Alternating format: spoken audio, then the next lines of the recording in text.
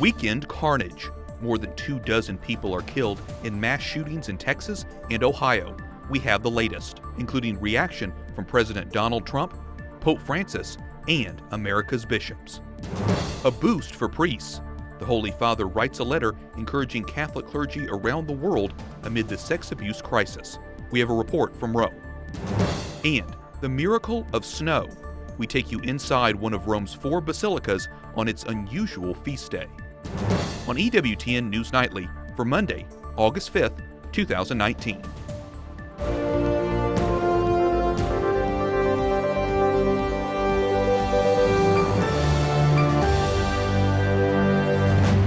Good evening from Washington, D.C., and thank you for joining us for News from a Catholic Perspective. I'm Wyatt Goolsby. President Donald Trump condemns weekend attacks in Texas and Ohio as barbaric crimes against all humanity and calls for bipartisan cooperation to respond to an epidemic of gun violence. The mass shootings killed dozens of people. In El Paso, Texas, the suspect is facing state capital murder charges. In Dayton, Ohio, the man accused of killing 9 people, including his own sister, is dead. 2 communities and a nation in mourning following a pair of violent attacks this weekend that killed at least 30 people. Shots fired! Downtown! One more shot fired!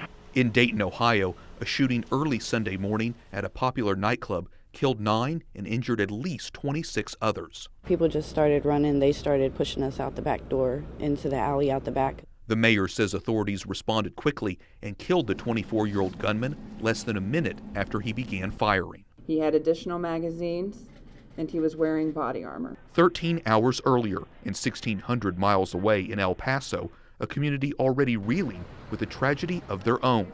A 21-year-old suspect gunned down shoppers at a Walmart, killing at least 22 and injuring more than 24 others. Authorities are working to confirm whether a racist, anti-immigrant document posted online shortly beforehand was written by the suspect. Prosecutors say the massacre is being treated as domestic terrorism. Sono spiritualmente vicino alle vittime. Pope Francis offered prayers for the dead and injured yesterday. The Holy Father said he was spiritually close to the victims. President Donald Trump is calling for bipartisan solutions, but some politicians and pundits say he's part of the problem. White House correspondent Mark Irons reports. In one voice, our nation must condemn racism, bigotry, and white supremacy. These sinister ideologies must be defeated. From the White House today, President Trump denounced the latest round of mass shootings in America. He blamed mental illness and video games. Mental illness and hatred pulls the trigger, not the gun. The president wants to reform mental health laws to better identify disturbed individuals. And he's calling on law enforcement and social media companies to spot online warning signs of a potential killer. We must shine light on the dark recesses of the internet and stop mass murders before they start. Before speaking, the president suggested a background check could be paired with his effort to toughen the nation's immigration system, writing, Republicans and Democrats must come together and get strong background checks, perhaps marrying this legislation with desperately needed immigration reform. But some Democrats, including presidential hopeful Beto O'Rourke, who is from El Paso, say the president's use of divisive rhetoric is fueling the violence.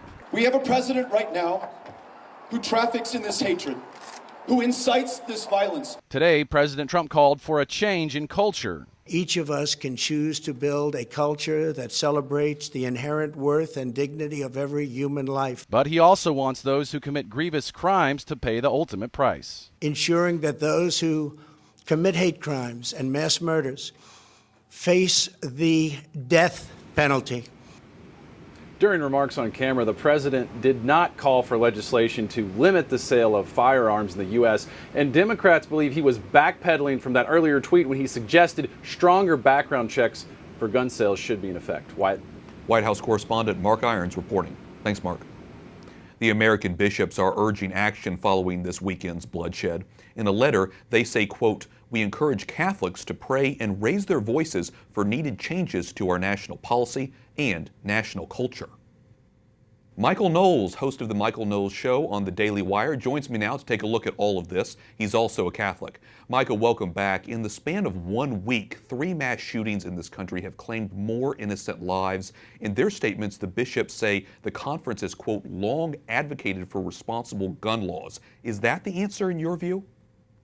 Well, as a preference or a rule, I suppose that's a good rule to have. And we do have responsible gun laws in the United States. We have an estimated 20,000 gun laws on the books between state, local, and federal laws. The mass shootings this weekend were not caused by lax gun laws, and they wouldn't be remedied by any of the gun control measures that have been proposed in recent memory, and even left-wing politicians don't dispute this. I mean, as a rule, obviously, we want to be good stewards of our political liberties, including our Second Amendment liberties, and we want to be able to balance liberty with order. But the question you would have to ask the bishops is, which gun laws in particular are you advocating? And the tragedies that we saw unfold over the past week perhaps could have been prevented with certain changes to the law, but those changes to the law would have to be to mental health reform and to education reform. There were a lot of warning signs, particularly out of Ohio. The shooter in Ohio had a kill list. He had other lists. There were a lot of warning signs there, and yet they were systematically ignored by the schools. And in the United States, broadly as a rule, it's virtually impossible to involuntarily commit somebody who is exhibiting signs of insanity. Those are areas where we could try to reform the law. We should also put this into the broader context. Even though we see these awful tragedies unfolding, as a general rule, mass shootings are not up over the past 40 years. In 2014, New York Magazine, which is no conservative pro-gun outlet, pointed out that mass shootings actually are not really on the rise, either in terms of incidents or in terms of the number of fatalities. What is on the rise is reporting and the speed with which we see this news. That's no consolation, obviously, to the victims or to the nation as we grieve these terrible tragedies. But it's important when we're crafting law to make sure that we're looking at the facts and not merely being swept away with emotion, which can sometimes lead to even more disastrous outcomes than we're experiencing now. President Trump condemned racism and white supremacy in his remarks this morning, but critics accuse him of being a racist and supporting racist ideas. Is he inciting violence, as his opponents say? Of course not. Absolutely not. I don't know how many times President Trump needs to explicitly condemn racism and bigotry and white supremacy and neo-Nazism. He's done it time and time again, multiple times, each and every year. And by the way, when you look at the biggest shootings that we're talking about, in Texas, the ideology, according to the manifesto of that shooter, is an ideology called eco-fascism. It includes an element of racial bigotry and white supremacy and white nationalism, whatever you want to call it. That obviously is associated with the fringes of the right, but it also includes an extreme environmentalism, which he writes about at length, and that is obviously more identified on the left. Then when you look at the shooter in Ohio, he is an avowed socialist, he's an avowed Satanist, and he was a supporter of Elizabeth Warren. So are we going to hold Elizabeth Warren responsible for that shooting? Are we going to hold the proponents of socialism like Bernie Sanders, who's one of his followers shot up the congressional baseball game a few years ago? Are we going to hold Alexandria Ocasio-Cortez responsible? Of course not. It is absolutely despicable to use a national tragedy like this to exploit dead Americans to gain cheap political shots. And unfortunately, the left in this country has been doing that significantly, and significantly more than the right has. I think the right here is being a little bit defensive, and they're saying we have nothing to do with any of this, and perhaps there's a desire not to look too closely into the ideologies of these guys. But what the left has done to blame Trump and Trump supporters is despicable, and it's untrue. There seems to be agreement that our national discourse and social media are influential factors in the mass shootings. The president talked about a partnership between law enforcement and social media companies to develop ways to identify mass shooters before they can strike. You mentioned the mental illness aspect of this. What do you think are other root causes, in your opinion? Well, obviously, that's a terrific idea, but it's not just enough to kick somebody off of Twitter or off of Facebook, and I don't think anybody wants to be arrested simply for sending a Facebook message. What this needs to be a part of is this larger context of education reform and mental health reform. So if somebody is writing threats on the internet, if somebody is posting disturbing sort of messages, that should be looked at by their families, by their school administrators, and if it is deemed that they're a threat to their classmates or to their families, then mental health precautions should be put in place. Obviously, they shouldn't be able to get their hands on a firearm. And to do any less than that is to keep people in danger. President Trump also talked about the cultural aspects. He said violent video games may be a cause. I'm a little skeptical of that because our culture has always been violent. You know, the foundational poems of our culture are the Iliad, the Odyssey, and the Aeneid. They celebrate one of the most famously bloody wars in all of literature, the Trojan War. But the difference there, of course, is that in the past, we've seen violence in the media and in pop culture with a purpose, with a moral order, with valor. You know, the Lone Ranger was the good guy going out and doing violence against bad guys. Increasingly, what we're seeing in our modern culture, not just video games, but everywhere, television and cinema, is a violence that has no order. It is senseless. It is absurd. It is nihilistic. That is a real cultural problem. And then at the bottom, there's also the cultural problem of the breakdown of the family. It's no surprise that the shooter in Texas came from a broken family. His parents divorced when he was 13. His father wrote extensively about his 40-year struggle with drug addiction. In the vast majority of cases of these mass shootings, these kids are coming from broken homes and often are coming from fatherless homes. And it might be politically incorrect to point out that fact, but you're never going to come to a political solution to these sorts of problems unless you address the underlying cultural and religious problems that are sitting at the foundation. Well, I'm sure so many of these problems and the root causes to the problems will continue to be talked about in the weeks and months ahead. Michael Knowles, host of the Michael Knowles Show on the Daily Wire, thanks so much for talking with us. Thanks for having me.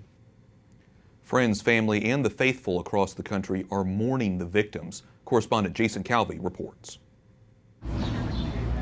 Dayton is grieving 9 dead, including 25-year-old Thomas McNichols and 27-year-old Lois Oglesby. My cousins did not deserve to lose their life. They had children, hard-working people. All they was doing was enjoying the night on the town, and they're dead. Never to come home again, never to see their family again. They're gone. Residents last night gathered to pray. Some sought solace at Holy Trinity Catholic Church. We love so dearly. In El Paso, Texas. More pain after another shooting, at least 22 dead, including 60-year-old Arturo Benavides, a Catholic. The Army vet worked as a bus driver. These young parents also lost their lives. Their family is leaning on their faith. And just like Jesus said that we should forgive those who do wrong to us, from my heart I really do forgive him. And I feel sorry for his parents because they've lost a child too. Jordan and Andre Anchando were doing back-to-school shopping at Walmart. The family says they died shielding their 2-month-old son.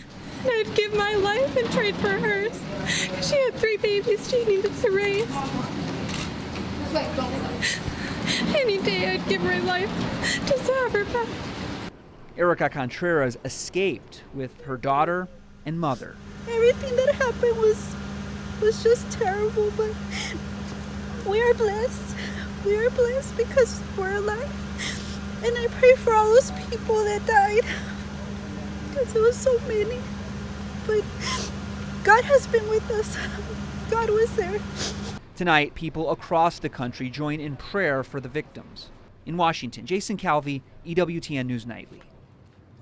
Coming up, amid the clergy abuse scandal, a bishop in Ohio is accused of failing to report misconduct. Meanwhile, Pope Francis is offering encouragement to priests who are disheartened by sex abuse fallout.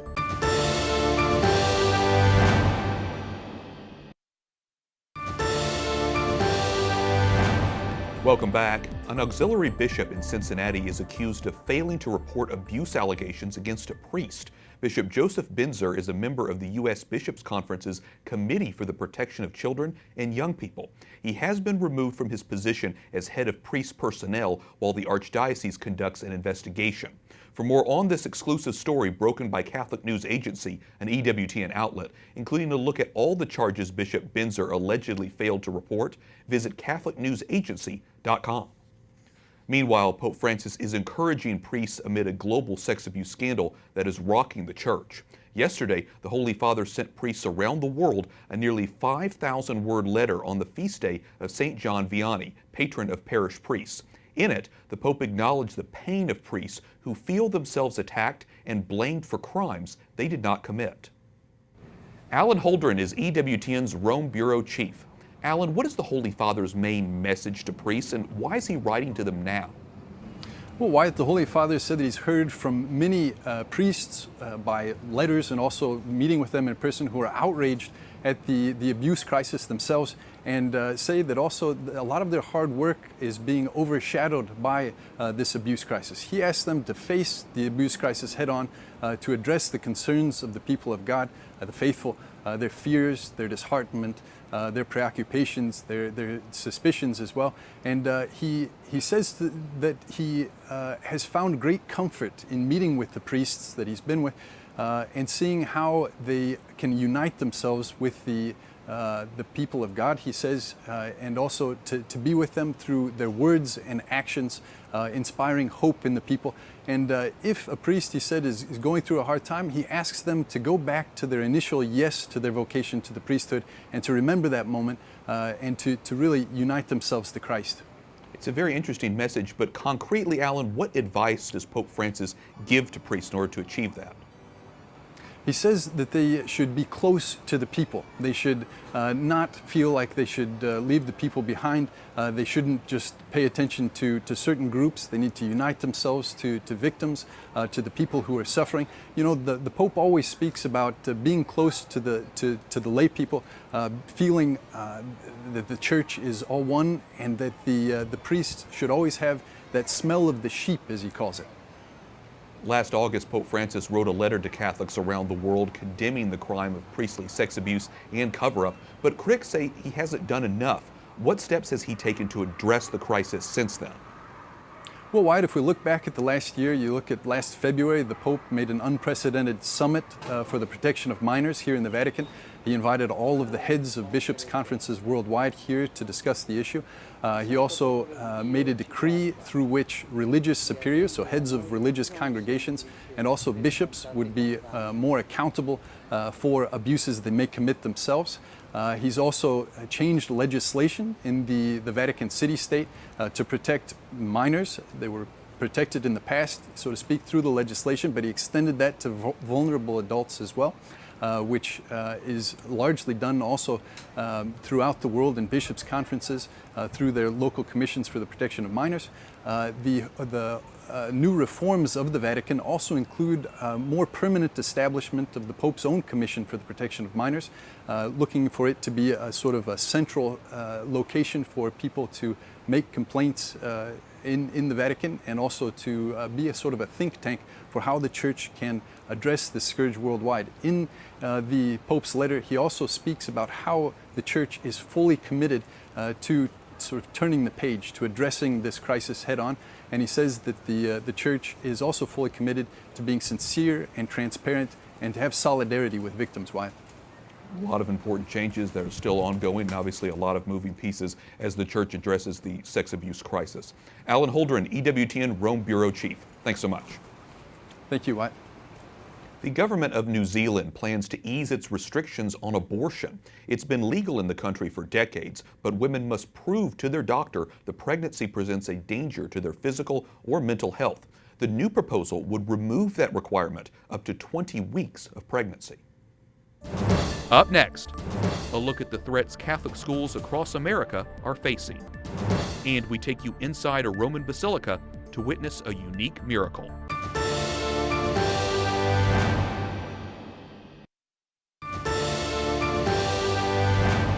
Welcome back.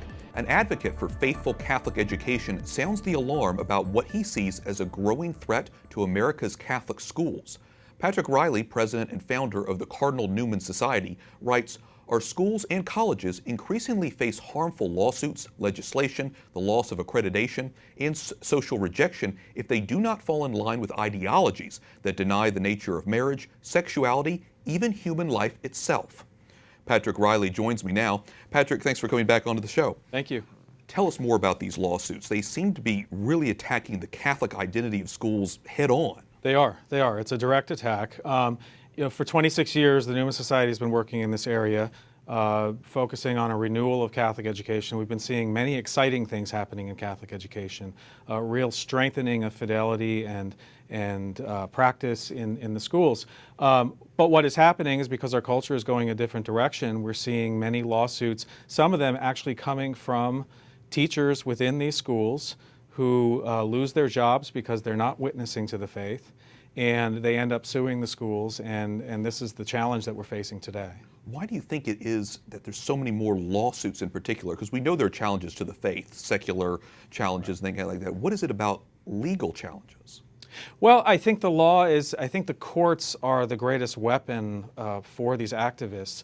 The allegation is consistently discrimination, that the church discriminates against these individuals. And this is why our Catholic schools have to be very, very careful that in their Catholic identity they are consistent across the board, that they have very clear policies, and that they ensure that everyone understands what is required from a Catholic institution. Teachers clearly play a key role in Catholic education. How useful are morality clauses, pre-application statements in screening potential candidates? These, again, are all ways of making it clear to employees, even before they apply for a position. Make it clear as soon as possible what is expected at a Catholic institution, that absolute fidelity is required because they must witness to the faith as part of their teaching responsibilities. And if we do that, we will be able to avoid many of these lawsuits, or at least when it goes to court, to claim religious freedom. What do you think the lay faithful we can do to protect and fully support Catholic education? Well, I think lay faithful can tell the story of why faithful Catholic education is so important and so valuable to them, but also to strongly encourage to stay on top of Catholic educators and to insist that we want strong, faithful Catholic identity across the board in all respects of these institutions. Such an important message and a reminder for all of us to stay steady in the faith. Patrick Reilly, president and founder of the Cardinal Newman Society. Thanks so much. Thank you. Today marks the feast day for the Salesian Sisters around the world. One of its members in Rome tells us about the order, the Daughters of Mary, Help of Christians. We are committed for schools, for vocational training centers, for oratories, and now we are very involved in education for young women. Sister Ilaria teaches philosophy and history at the Order's high school in Rome.